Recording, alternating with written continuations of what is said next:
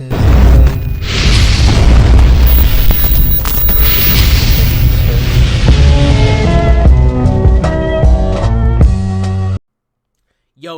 what's Gucci, everybody? It's your boy ssjk-dots, the first by Super Saiyan, wherever I'm from the spine. I'm back here with another video. We have the Stargirl Season 3, Episode 6 review. Sorry I missed Episodes 4 and 5, but I'm going to do 6. We're going to just continue it from here. I liked those episodes, thought they were solid. Gucci. Stargirl Episode 6 of Season 3, solid. The acting in this episode is the best part. Like, not even... There's one big action scene in this episode, which was good, choreographed well. I liked it, but the acting and the dialogue of this episode was so good. You know, you get a character development. You get character development between Courtney and Starman more this season. You know, Starman talks to Courtney about his sister, who used to be married to Brainwave, and he tried to use her as a comparison to compare her and Courtney. You know, the fact that they're both very optimistic. They believe they can, you know, put all this weight on their shoulders and they can carry it. But, you know, sometimes they need to actually ask others for help or let people know, like, hey, you know, I'm doing this. What can we work out to make this work? So Courtney, in relation to that, what Courtney is doing is she's helping Icicle Jr., who is Icicle's son. She's trying to help him, Cameron, master his abilities, right? And at this moment, Cameron's grandparents know that Courtney is the one. Well, they know Courtney and her crew, the JSA, killed Icicle. Cameron doesn't know. There's tension. There's so much tension. Courtney doesn't know that the grandparents know that she is part of the reason Icicle died, right? Even though she didn't kill him, it was Mike. But they know so much tension going on. That's why I'm loving it. All this freaking tension. Courtney is going behind everyone's back, helping out Cameron. She alluded to Cindy that Cameron has his abilities and stuff, and Cindy went to go test and found out Cameron had his powers, and we come to find out that you know, Stargirl Courtney knew. She knew this whole time and didn't tell nobody, which she should have. But Rick and Yolanda this episode getting on her, and let's just go to the scene real quick, because this acting is so damn freaking good, bruh. I felt bad for Courtney. I felt bad, and also so much drama and shit. Listen. You just weren't involved. It's because you haven't been around. You've been training the new Icicle. Help him, just like we should be trying to help Cindy. This isn't about Cindy anymore, okay? You lied to us. I didn't mean to, but you would think after everything that happened with your mom and Pat, you would realize how damaging this is to us. It was Cameron's secret. It wasn't mine to tell. And Cameron mattered more than us. No, I promised not to tell him. Courtney, he is a threat. No, he's not. Yes, he is. And you made that decision by yourself. Damn. When all of I think that's the first time we actually seen like Courtney in the show raise a voice like that. Like, usually she's reserved. Yeah, she do get like frustrated and maybe slightly angry, but not like this. Like, I think that's the first time we actually seen her get like, or start raging out, like truly mad. All of us who are a team are at risk. You turned your back on us for him, Courtney. Oh, y'all want to know what line hurt the most? This shit right here, bruh. This shit right here. Watch this. Yolanda is cold as fuck. All this talk about trusting each other. Turns out the person I'm closest to is the one that can't be trusted. Damn. I'm sorry. I really am. Them tears ready to flow out. Oh, this is the part that hurts, y'all. Watch this shit. Watch this shit. Look, until we get this sorted out, maybe Sylvester should lead the JSA. He already has been.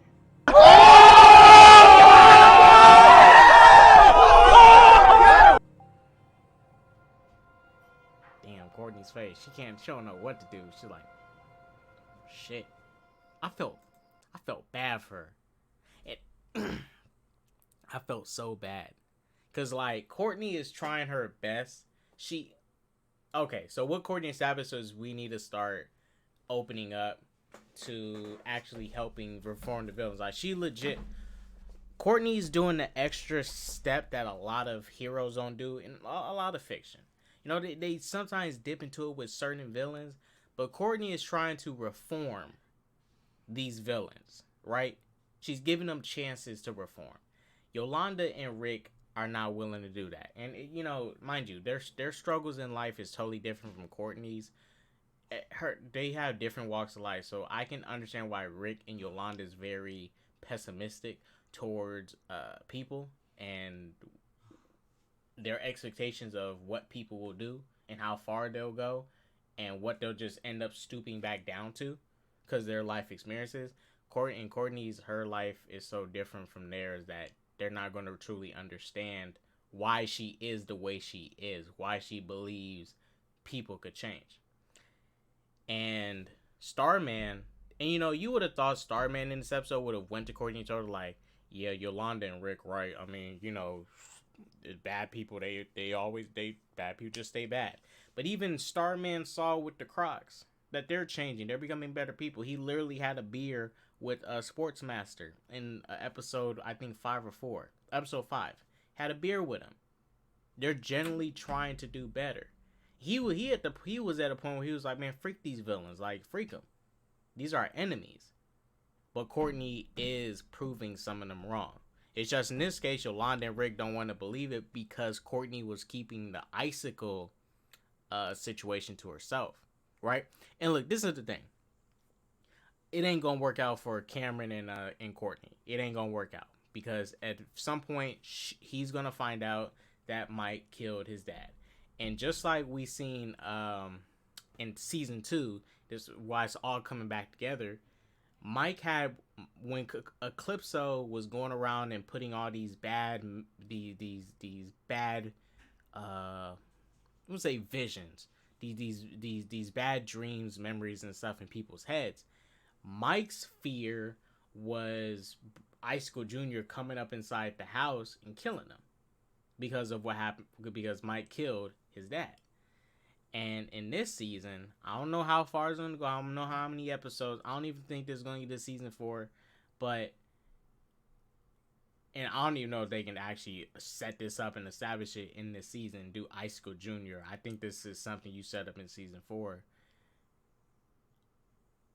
This is all going to fall into shambles. And he's going to be gunning for Mike. Which is going to cause a divide for Courtney because she likes Cameron. Cameron does not know yet about anything. His grandparents are keeping stuff from him. And in this episode, Pat and them decide to go to Cameron's house and, you know, get some information, right? Just to feel out the grandparents and see what type of, you know, people they are. Just trying to basically do some recon work, and they're talking to each other. It's so much tension up in this. Like, y'all, this is listen to what the grandmother comes in here saying. Delicious. Interesting. Oh yeah. Vad hjärtat du den? Did you poison it? Of course not. Varför var det den? Then why serve it? You one crazy ass bitch. She wildin'. Cause she wants them to get got because they're part of the reason Icicle died. I'm not just trying to justify Icicle's mission and his means and all that, but I understand why they feel some type of way. There's so much tension going on, especially in this episode. And then later you see Courtney and Cameron come in, and the grandfather, the grandfather who's also tried to encourage Cameron in a way to start to take up his dad's legacy. You know, you see him trying to talk to his wife, like, you know, be the voice of reason, say, hey, you know, we can't be doing this. Like, not now. Like, no drama now. Let Cameron be happy for now. Let him be happy. Because eventually they're going to want him to take up Icicle's work and continue it. And right there, you see them holding hands. right there, because they know something's up. Courtney knows what's up. She knows what's up. Cameron doesn't. And all you can do is just hold Courtney's hand and just comfort her. And, you know, they just comfort each other. It's all they can do in this moment because it's so awkward. So much tension going on.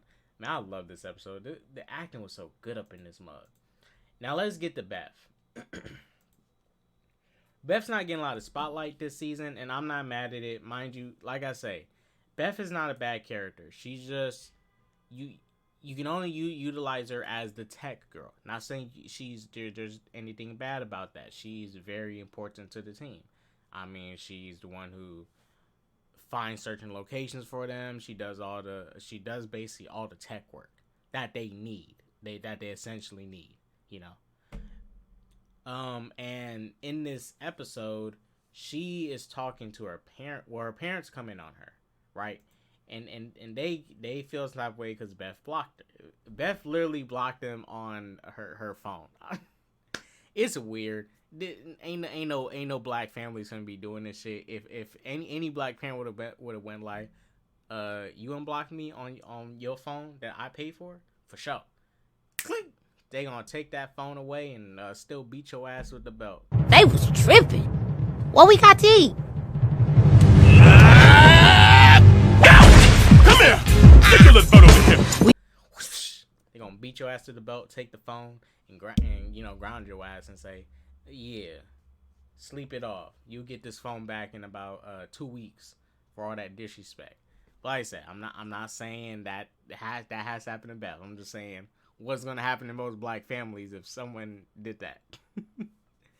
But in this case with Beth, what I really liked about this whole scene was the fact that, you know, Beth doesn't want her parents involved in her superhero stuff because she, you know, heard the stories of from Pat about how his sister died to getting involved into this superhero life, you know. But the parents make a good comeback and they say, well, who's going to protect you, Beth? And they're very much right. Like, Beth, they know the risk. Like, they know these are your parents. They're not superheroes, but they know there's risks.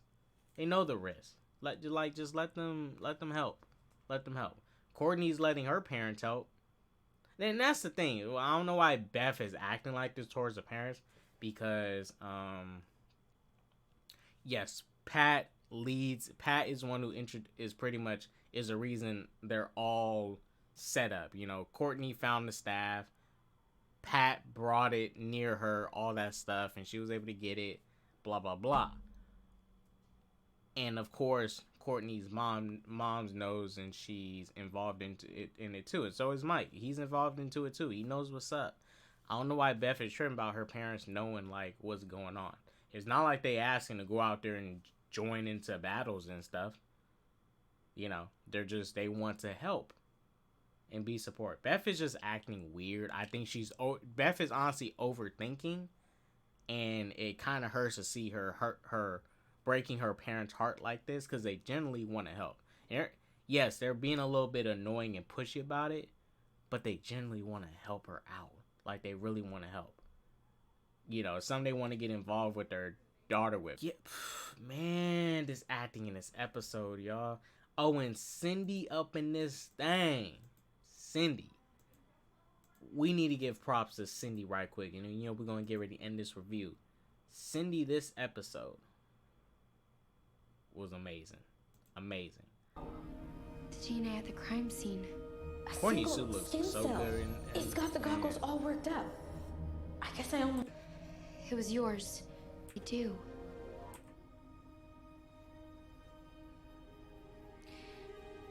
Started changing when we got back from the Shadowlands. Like the visual, their fake, man, they acting. They acting their asses off. The locate labs, find a cure, but I did not kill anyone.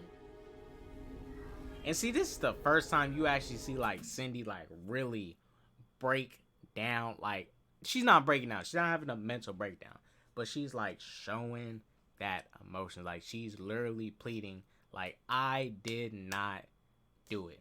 And then later in this same scene, stop looking at me like I'm a monster.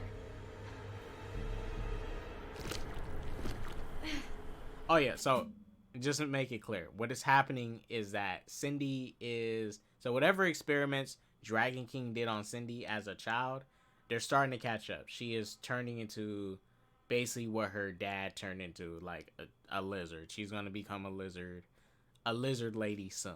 You know, hopefully they help her out, they find a cure, but that's what's happening. Her body is changing and she's going to become some big, not saying some big like Godzilla monster, you know. She's going to turn into some lizard creature. Like she's turning into an actual reptile.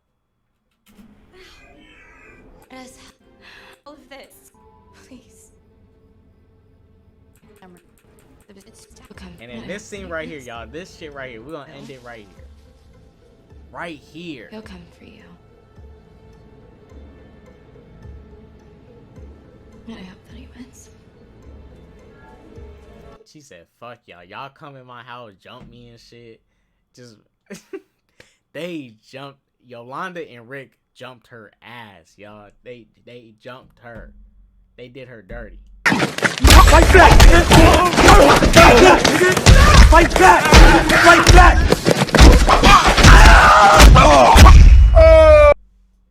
But, you know, like I said, a bunch of people not being honest and open with each other. You would think at this point they would still be this honest and open, but, you know, they're still working on it as a team. Rick, Hourglass works for 24 hours now. You know, I don't know how much they're going to touch upon that, but he got his Hourglass to work like 24/7. So it works pretty much at any time, whenever he flips it over, and it goes as long as he needs it to.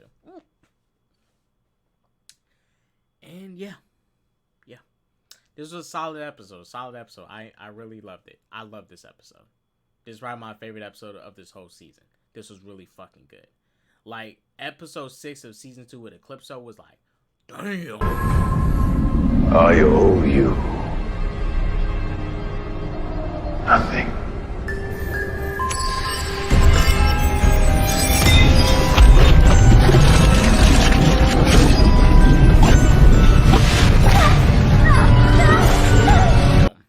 But this shit right here, bruh. And this all just acting in this whole episode. Like, you know, I'm not saying the action isn't part of acting, but just pure dialogue. Dialogue alone. The dialogue alone in this episode was so good. You know, just the character building that they was doing in this episode, you know, loved it. But you guys, we gotta go ahead and end this review. Solid episode. Just know I liked it. I'm going to get my She-Hulk review out for you guys soon today. Be on lookout. Go for that peace, love, positivity, and all that jazz. Don't do drugs. Like I always say. Deuces.